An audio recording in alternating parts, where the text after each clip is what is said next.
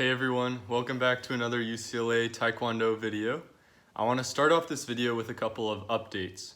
So update number one is for those interested in belt testing, alongside this video I'm also going to be releasing a video containing the first 6 moves of the form that white belts will need to know for testing. In addition to that, I'll be having some form of other extra training available, whether that's like breakout rooms during practice or some kind of extra Zoom session. I'm not sure yet, but there will be plenty of resources available for people hoping to learn that form. The second update I have for you is that at the end of this video, I'm going to include a section with a workout that you can do from home to really solidify the techniques that are included in this video. So it won't be very cardio heavy, it'll be more focused on repeating these techniques and getting that muscle memory so that you have them down. Okay, for our first technique of the day, we have our stance, which is front stance. So I'm gonna break down and show you exactly the placement of the feet, and let's get into it. All right, so if you remember for walking stance, we started by separating our feet by 1 fist length. Then we move our front foot forward until the heel just lines up with the end of the toe. Then we turned our back foot out by about 30 degrees. So that was walking stance. From here, in order to get to front stance, all we have to do is move our front foot forward by about 1 foot length to 1.5 foot lengths. Then we just bend the front knee, straighten the back leg, and that is front stance. All right, so now with my entire body in the frame, same thing. So separate feet by 1 fist length. Front foot forward until the heel lines up with the end of the toe. Turn the back foot out by 30 degrees. And then finally, so this is our walking stance. Then from here to get to front stance, we just move our front foot forward by about 1.5 foot lengths. And bend the front knee, straighten the back leg. And this is our front stance.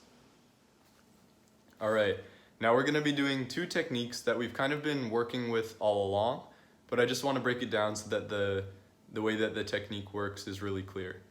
So this is going to be high punch and middle punch. First thing is how to make a fist. You definitely want to make sure you make your fist properly so you don't end up hurting your hand. So to make a fist, you're going to put your thumb on the outside of your knuckles, and you're going to try and hit with basically like your first 2 knuckles. So definitely don't do this, don't do that. This is how you want your hand to look, and you want to be hitting with your first 2 knuckles. Okay, now let's get into the actual punch. We're going to start with middle punch. Step 1 is get into a horse riding stance. Step 2, I'm going to be mirroring you guys for this. So if I say right hand, I'm actually going to be using my left hand just so that everything happens on the same side for me as for you. So step 1 is I'm going to be punching with my right hand. So I'm going to start by extending my left hand out in front towards the solar plexus. Now when I punch, I'm going to switch. So I'm going to extend my right hand towards the solar plexus, and my left hand is going to come back towards my hip bone. Now when I punch with my left hand extends out towards the solar plexus, and my right hand comes back to my hip bone. As you're switching, your hands should be turning, because if you notice when your hand is chambered, it's pointing upward, and when your hand is extended, it's pointing downward. So as you punch, your hands are twisting. High punch is exactly the same as middle punch, except you're aiming right underneath your opponent's nose instead of at their solar plexus. So same thing, just switch your hands. This hand comes back to the hip bone, and that's high punch.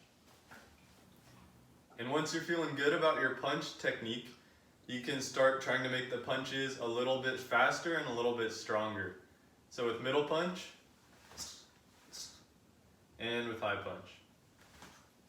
The next technique is side kick, which is one of my favorite kicks, and it's used to kind of push your opponent away or kind of like jab them in a straight line. So let me show you what it looks like.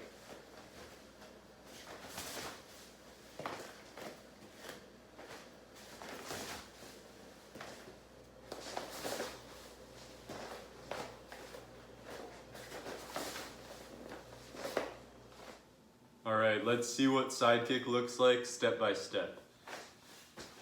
So I'm going to be kicking with my left leg, and I'm going to be kicking that way. So I'm going to start with my chest facing 90 degrees from there towards the camera.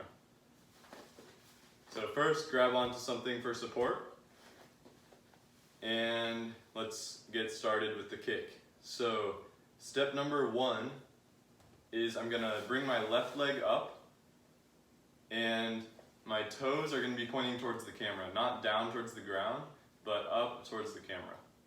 So that's step 1. And then step 2, this is the tricky step. I'm going to break this down further, but first I'll just show you. So step 2 is I'm going to extend my leg straight out towards the side. That's the actual kick, and that's when you'd be pushing someone towards the side. And then after that, you just bring your leg back in to this starting position and then set it down. So those 4 steps. 1, 2, 3, 4. 1, 2, 3, 4. Okay, so of these steps, obviously picking your leg up and setting it down is not super hard. The hardest part is extending your leg. So I'm going to show that from a different angle. Okay, so let's go a little deeper into the extension step of the side kick. So it's very different from, say, roundhouse kick, where your extension is just extending your knee to kind of smack your opponent this way. For side kick, you extend both your hip and your knee in order to get this pushing motion. So if I were to extend just my knee, I would go like this, and if I were to extend just my hip, I would go like this. But when you combine those two motions, your foot travels in a straight line and you get this pushing motion. So that's how the extension of the side kick works. Alright, so as usual, once you feel good about doing it while you're holding on to something, try it without the support. So I'll show you how to do it. Let's get into a kicking stance, kicking leg back, hands up, and your first step is going to be the same as when we were on the bag and we were lifting our leg. But this time your back leg is the one you want to kick with. So you bring it to the front and lift it. So that's step 1. So your kicking stance, your back leg comes up and chambers for the side kick. Step 2 is just exactly the same as when we were doing it on the bag. Extend, bring it back, set it down in front of you, and then bring your leg back again and you're ready to kick again. So that's how you do it without holding on to something. Okay, so we've finished all of the techniques that we're gonna learn today, and it's time to do the new section I mentioned at the beginning, which is the workout section. So once again, this is not gonna be like a cardio, breathing, super hard workout. You might get a little sweaty and you might be a little sore, but it's not gonna be conditioning. It'll be more focused on repeating techniques and strength. So let's get into it. As we go through each exercise, just pause the video after I've explained the exercise so you can do it, and then start the video again once you're done. Okay, for our first exercise, we're gonna be doing 50 walking front stances. And I'll show you what that looks like in a minute, but first of all, the goal of this technique is to have the muscle memory of where to place your feet in the front stance. Because obviously every time you do the front stance, you're not gonna have time to measure out, oh, I need my feet to be this far apart and this much forward and 30 degrees turned out. So this exercise will help you get a sense for how that feels without having to measure it out.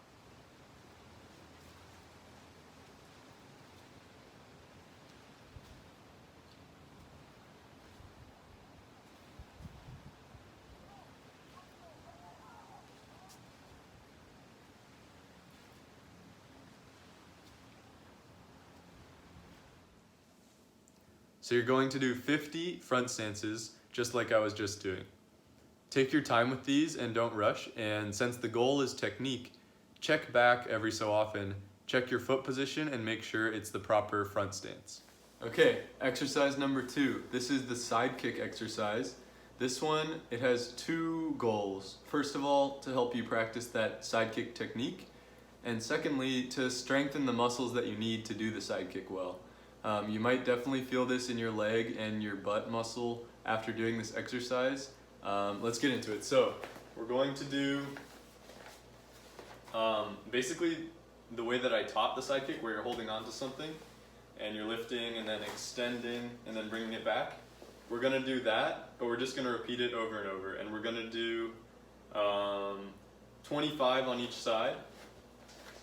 So 1, 2,